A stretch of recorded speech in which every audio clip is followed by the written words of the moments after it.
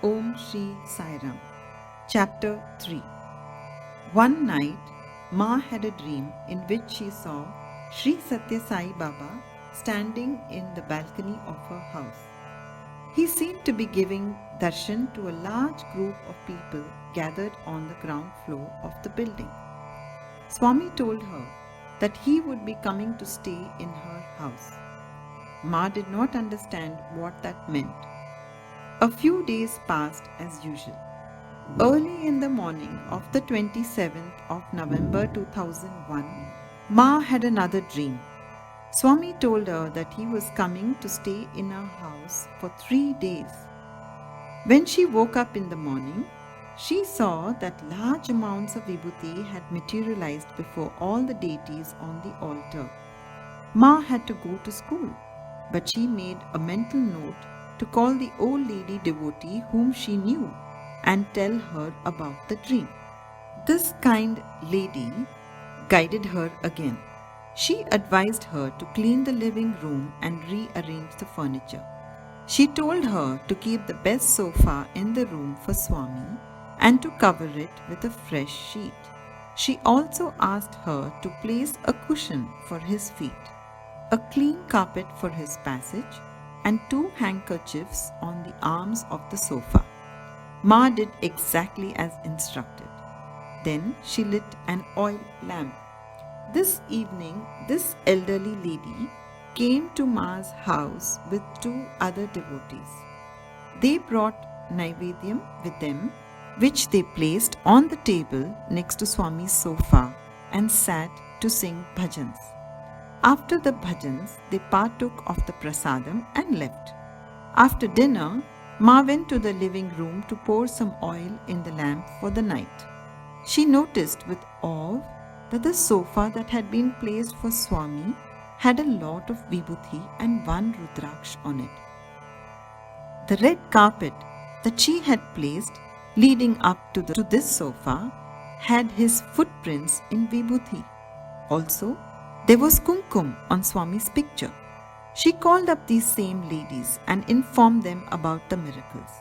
They were very excited and promised to come the next morning to take over the proceedings as Ma had to go to school. When she returned from school in the afternoon, Ma was taken aback. She saw that there were several people in her house, most of whom she had never met before. They were talking in hushed but animated tones. Word had spread and Sai devotees had come to pay their obeisance. Some had brought Naivedyam with them and others had brought flowers. There was a sense of awe and much excitement. At one time, a devotee would discover vibhuti where earlier there was none. Then another person would spot kumkuma or honey flowing from a photograph. The Naivedyam that devotees brought was blessed with vibhuti. One devotee who was a golf player placed some golf balls before Swami's picture and prayed for his blessings. Swami blessed him with vibhuti, honey and a rudraksh. It was in this setting that my husband and I first stepped into Ma's house. We had come with flowers to be placed at his divine lotus feet. We sat for bhajans, partook of the prasadam and left. The next evening, we were there again. The vibrations in the house were intense. His presence was palpable. All were quiet, eyes closed in prayer. There was one thought, this will be over tomorrow morning. Someone came to Ma and said, please pray to Swami to stay for 2 more days. When Swami came in the early hours of the morning, Ma prayed, Swami, everyone is saying, please stay for 2 more days. He raised his hands to bless her and then he left. For the next 2 days, the manifestations continued, as did the Namasmaranam, the bhajans and the prayers. The memories of those enchanted days, saturated with divine bliss, are still fresh in our hearts. On the 5th day, after everyone had left in the evening, Ma was alone in the living room, lost in thought. She was tired and was trying to tidy up. All of a sudden, the room was washed in a beautiful light.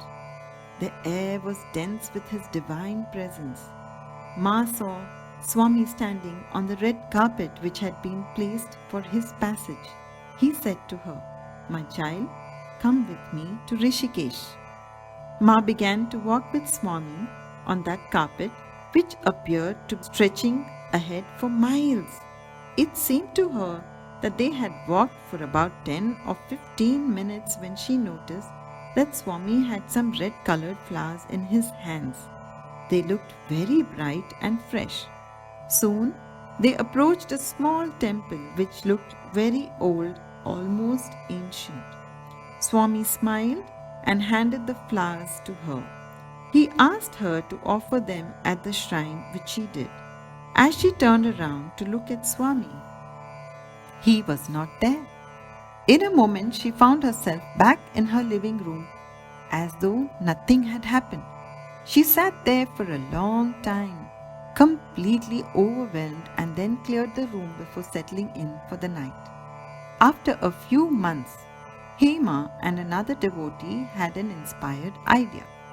They brought 2 dippies, small-sized boxes, one for each of them, and marked them with their initials.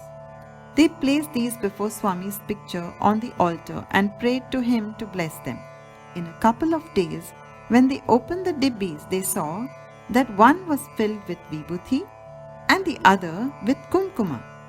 Thus began the practice of devotees placing their little dibbies and praying for Swami's blessings. It continues to this day. Swami has at different times blessed his dibbies with vibhuti, kumkuma, honey, amrita, rudraksha, japamalas, tulsi malas, shivalinga, shaligrama, silver padukas, and sometimes small idols. Devotees come to Ma seeking solace. Often she would find someone waiting outside her house when she returned from school in the afternoon. She listened to all with immense patience. They would request her to pray for them, which she always did. Her gentle ways helped to soothe their pain. Some devotees took Ma's permission to hold bhajans on every Thursday before the altar in her room. Sometimes during these bhajans, Swami blessed the devotees with rudraksha, malas of different kind, tulsi, sandalwood, spatika, and rudraksha, and small idols. Those who were the recipients of his blessings would be in tears, deeply moved. Their faith in Swami grew, marking the beginning of many positive changes in their lives. Some people came in plain curiosity and developed deep faith and devotion. Swami's leelas continued unabated. There was hardly a day when something miraculous did not happen. The Lord granted supreme Ananda to all he called. Om Sai Ram. My humble pranams at the lotus feet of my beloved Bhagavan. My is the question. Well, it's simple. I take a lot of liberties with him. He is my friend, philosopher, and guide. He is one such God who listens to you even before you run the prayer in your heart. As I am writing this in my office, my heart is totally at peace, and my whole soul is inside Nilayam, my Ma's house. It all began way back, I can call it since Adam's, and I am getting quite nostalgic while sharing this with everyone. As a little girl, I always saw Ma, my mother, being devoted to our beloved Bhagavan. The biggest realization of his divinity came to me when Swami gave me a dream of him coming to see me in the form of my son. Little did I realize what it meant until Ishan was born on 23rd November, a Thursday, the least expected delivery date. We visited Ma and Pa for holidays. When he was in Sai Nilayam, Ishan would sometimes see Swami, but as a kid he was unable to clearly explain who he was. At Ma's place, Ishan was blessed with vibhuti on his forehead a few times. We felt Swami's presence all the time. Once on Holi, loads of color appeared on his pictures. On Eid too, Kumkuma appeared on all the pictures. Or when I saw 21 roses spread in the mandir, or for that matter a mere coffee break where Ma served him coffee. And wow, it was gone. I came to Ma's place for the delivery of my second child. When my daughter Ishna was born, she was running high temperature, and being a premature baby, she was weak. It was then that Ishan said that he could see Swami playing with Ishna and applying red tika on her forehead and blessing her did indeed appear on her forehead. When I visited Ma, the kids would also have vibhuti circled around them while they were fast asleep. This is written by Hema Gulati, Toronto. Om Shri Sai Ram.